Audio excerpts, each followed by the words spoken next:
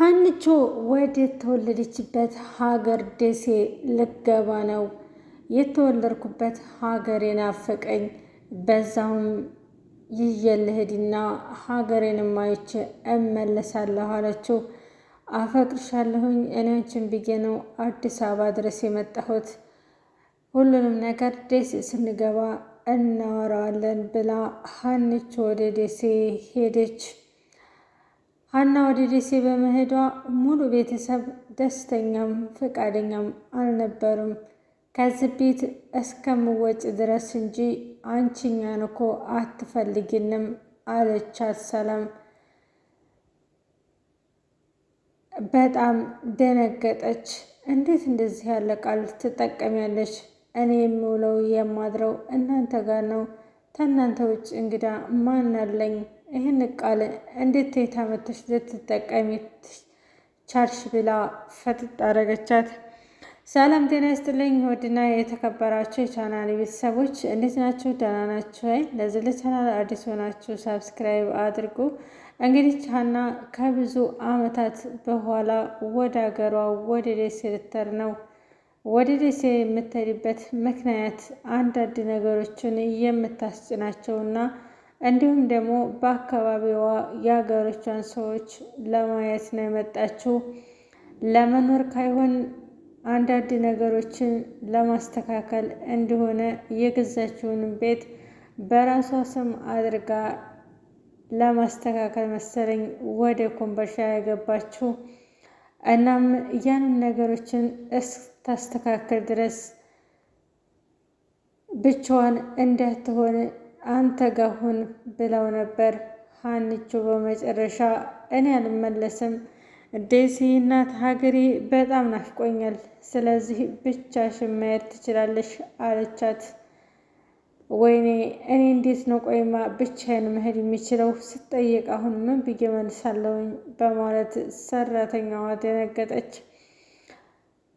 በነገራችን ላይ በህይወታችሁ ውስጥ ብዙ አይነት ነገሮች አሉት።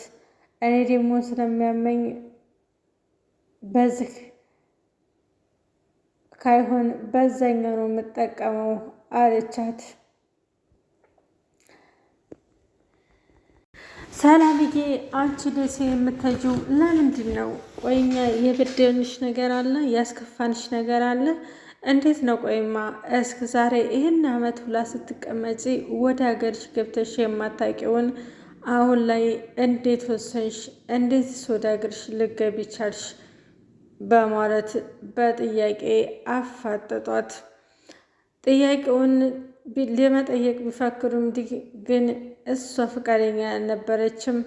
አንደኛ ላይ የቀድሞ ጓደኛዋ እየደወለላት ነበር። እሷ ላይም እየደወለላትና የሆነ ነገሮችን አሉ ሄደው ማምጣት ይችላሉ በማለት ተናገረች። አንዳንዴ በህይወታችሁ ውስጥ ብዙ አይነት ችግሮችን ሊያጋጥማችሁ ይችላል። እነዛን ግን ትዕግስት ኑሮ ማሳለፍ እንጂ በጣም ከባድና በጣም ችግር ላይ ነው። አሁን ላይ በህይወታቸው ላይ ሁሉ ነገር ምርኩስኩሱ ወጣ። የኛ ሰላም መቼም አንድ ላይ አይመጣም። ዳጣ አብሮ አደጓና እንዲሁም ያክስቷ ጓደኛ ጋር አብራ እየኖረ ትገኛለች። የአክስቷ ጓደኛ አሁን ላይ ተቤት እንድታባራትና እንዲሁም መልሳ እንዳትገባ ነገረቻት። ፍቅርዬ በጣም ደንግጣ አየቻት። ምክንያቱም በህይወታችሁ ላይ አንዳንዴ ሰውም ጋር ተላምዳችሁ ስትለያዩ ምግብ እንደራባችሁ ያህል ነው የሚርበው። እናም ደግሞ ተረድቻታለሁ ማለት ነው።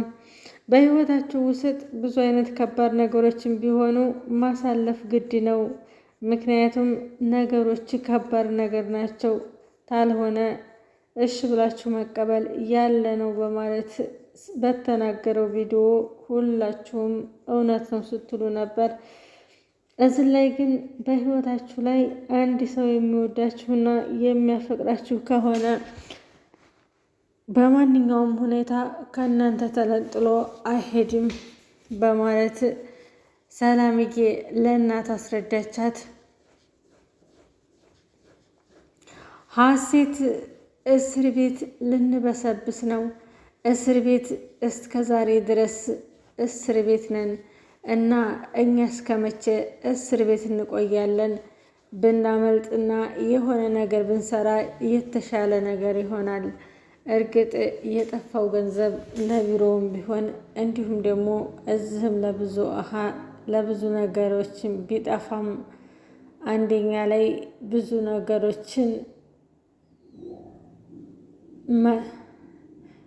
ነገሮችን መጠየቅ ይቻላል በማለት ሁሉንም ነገሮችን ኪስ ጋር አደረገቻቸው። ዲማ ይቅርታ ተቋረጠብኝ ማለት ነው።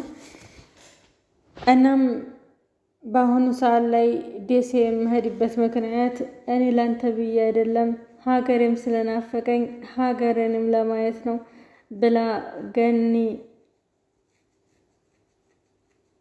ወደ ደሴ አመራች። ሀሴት በጣም ደስተኛ ነኝ፣ የሚወደኝና የሚያፈቅረኝ ጓደኛ አሁንም እንደሚወደኝ ነገረኝ። እናም ደግሞ በጣም ነው ደስ ያለኝ። በህይወታችሁ ላይ ብዙ ነገሮችን አጋጥሟችሁ ያ ግን ታይሰራች እናንተ ጋር የቆየ ሰውን እንዴት ነው የምታዩት? አለች።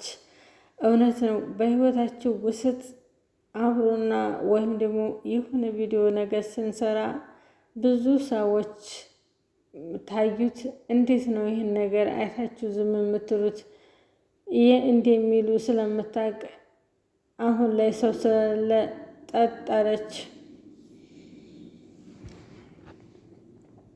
ሀኒቾ ወደ ሀገሯ ሄዳ እስከምትመጣ ድረስ ምን አይነት ዝግጅት ትፈልጊያለሽ ብሎ አባቷ ጠየቃት። አባዬ እኔ ምንም አይነት ፍላጎት የለኝም፣ በነገራችን ላይ እሱ ያመጣችው ሀሳብ እንጂ እኔ ያመጣሁት ሀሳብ አይደለም አለች።